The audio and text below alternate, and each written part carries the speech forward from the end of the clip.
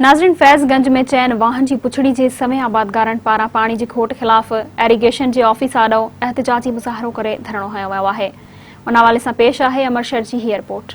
पानी ना है छो भला करबला करबला ही जेके तव्हां खे नारा ॿुधण अचनि था ही ताल के फैज़गंज जे पुछड़ीअ जे चैनी वाहन जा सभी आबादगार हिन वक्त एरीगेशन ऑफिस जे अॻियां धरणो हणी वेठल आहिनि। हिननि जो चवणु आहे त असांजा फसल त सड़ी ठोठ थी विया, हज़ार एकड़ ज़मीन जेका बंजर बणिजी वई आहे, पर हाणे त असांजो जेको माल आहे उहो बि मरे पियो। असां पाण जेके इंसान जेके आहिनि उन्हनि जे पीअण जे लाइ पाणी न आहे, उहे पीअण जे पाणी जी वजह खां जेको सबब खां मरनि पिया था। उहे इन सभु इहे मुतालबा खणी हथरादू पाणी जेका खोट आहे, जेका पाणी जी चोरी थिए थी, उनजे ख़िलाफ़ वॾी आबादगार फैज़गंज तालुके जा समूरा पुछड़ी जा आबादगार हिते सरापा एहतियात बणियल आहिनि। अचो असां ॻाल्हि ॿोल कयूं था त हिननि जो छा चवणु आहे। एरीगेशन अमलो में मुलविस आहे, हितां जा वॾेरा मुढ वारा जेके ज़मींदार आहिनि सभु हिन में मुलविस आहिनि। हथ सां पुछड़ी खे सुकाए थो वञे। असां वटि हींअर पीअण लाइ पाणी न आहे, जेको जर आहे उहो ख़राबु थी वियो आहे। असां वटि हींअर जेके असांजा हितां हेठां जा ज़मींदार आहिनि उहे सभु कराचीअ में फैक्ट्रियुनि में कमु था कनि। फैज़गंज जे दोस्तनि जो गॾियल तौरु एहतजाज आहे। इन में चैनी वाहन जा जेके खातेदार आहिनि उहे सभु आहिनि ऐं हिननि जो मुतालबो ऐं असां सभिनी पुछड़ी वारनि जो मुतालबो इहो आहे त जेकी हथरादू पाणी जी खोट आहे, जेके मुंड जा ज़मींदार मुंड जा खातेदार ख़्वाह कहिड़ी पार्टीअ सां तालुक़ु रखनि था, उहे जेके हथरादू खोट कए वेठा आहिनि उन्हनि खे ख़ुदारा सां चऊं था त होश जा नाखून वठो।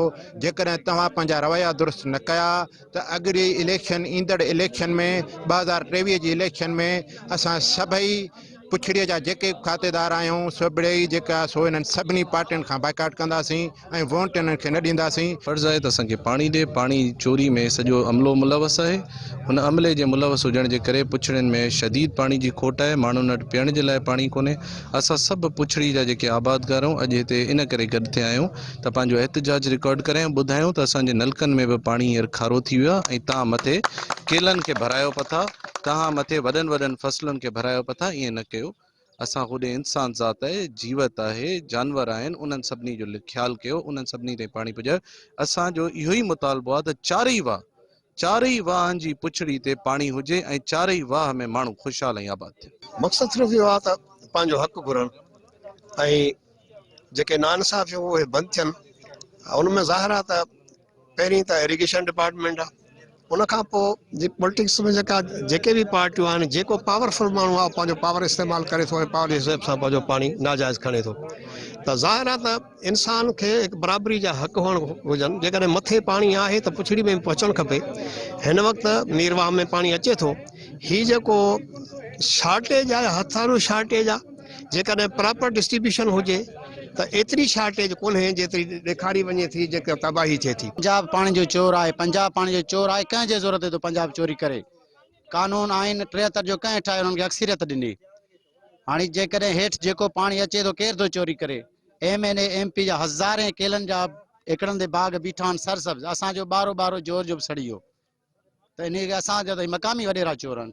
MP MNA ते अॼु ताईं पाणी चोरी जो कंहिं केस कयो आहे? छो न थियो आहे? जे केस थींदो बि कंहिं ग़रीब हारी ते।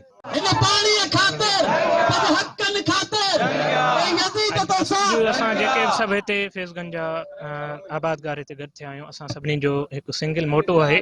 उहो इहो ई मोटो आहे त असां फैज़गंज जे आबादगारनि खे, पुछड़ी वारे आबादगारनि ताईं पाणी पहुचायो वञे। फैज़गंज जा जेके चारई वाह आहिनि उते हथरादू खोट कई वई आहे।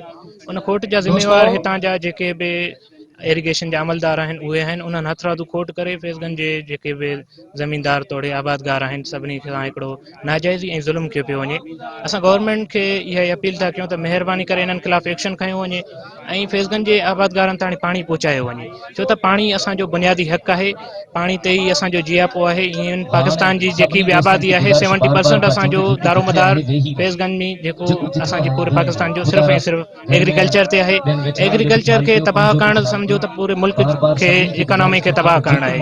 असां इहा ई रिक्वेस्ट था कयूं त महिरबानी करे असां ताईं पाणी पहुचायो वञे ऐं सभई आबादगारनि जी इन रिक्वेस्ट खे क़बूल कयो। अमर शर, मेहरान TV, फैज़गंज।